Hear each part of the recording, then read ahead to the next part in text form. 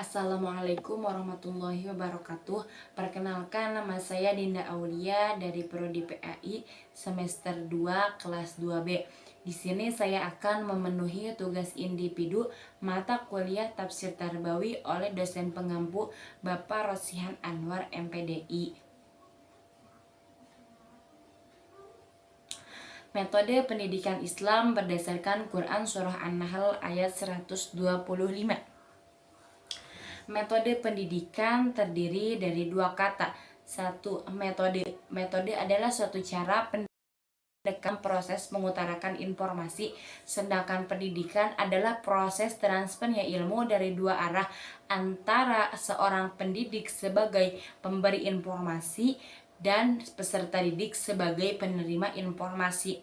Secara lengkapnya adalah cara yang digunakan untuk mempresentasikan seluruh rencana atau rancangan yang telah disusun untuk proses pembelajaran dalam kegiatan nyata dan praktis untuk mencapai tujuan pembelajaran.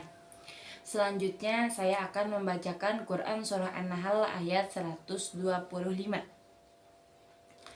A'udzu billahi minasyaitonir rajim.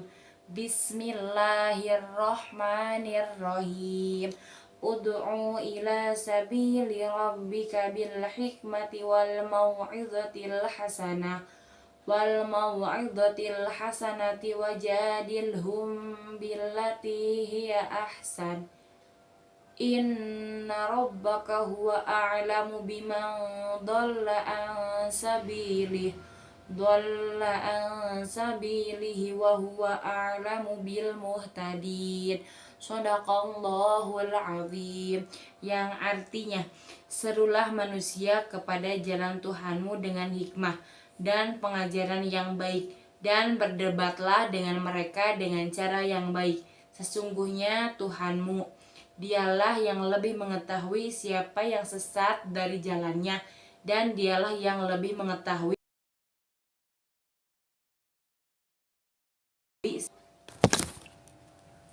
Selanjutnya saya akan menjelaskan tentang sebab turunnya Quran Surah An-Nahl ayat 125. Nah, di sini para mufasir berbeda pendapat tentang sebab turunnya Quran Surah An-Nahl ayat 125. Di antaranya pendapat Al-Wahidi dan Ibnu Katsir. Di sini saya akan menjelaskan pendapat Al-Wahidi terlebih dahulu. Beliau menjelaskan bahwa turunnya Quran Surah An-Nahl ayat 125 ini tatkala Rasulullah Shallallahu Alaihi Wasallam menyaksikan 70 sahabatnya gugur di medan perang, yakni di perang Uhud, termasuk paman Rasulullah Shallallahu Alaihi Wasallam, yakni Sayyidina Hamzah. Menurut pendapat yang kedua, yakni pendapat Ibnu Katsir. Ibnu Katsir berbeda pendapat tentang sebab turunnya Quran Surah An-Nahl ayat 125. Ibnu Katsir mengatakan bahwa tidak ada riwayat yang pasti yang menjelaskan tentang sebab turunnya Quran Surah An-Nahl ayat 125 ini.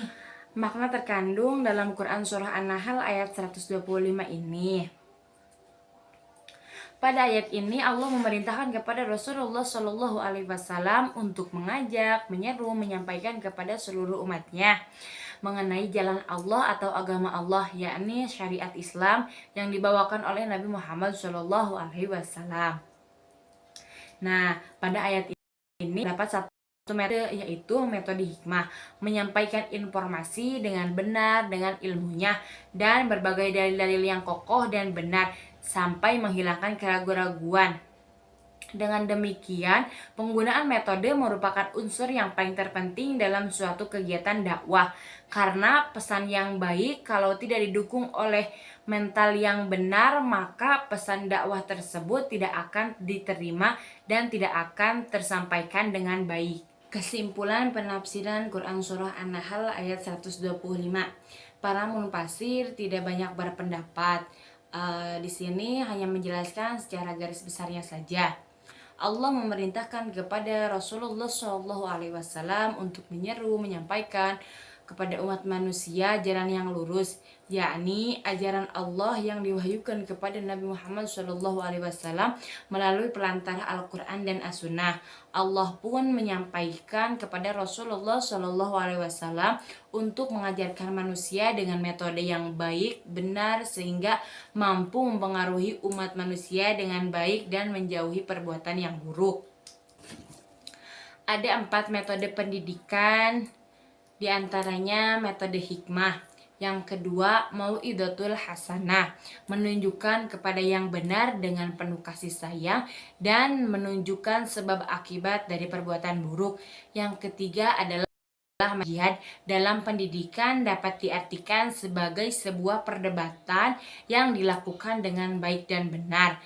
Yang keempat ada uswatun hasanah, di mana pendidik harus menjadi suri tauladan yang baik untuk peserta didik, karena guru untuk digugu dan untuk ditiru. Mungkin cukup sekian penjelasan dari saya. Mohon maaf apabila banyak kesalahan. Unzur mangkola wala tangzur mangkila. Wassalamualaikum warahmatullahi wabarakatuh.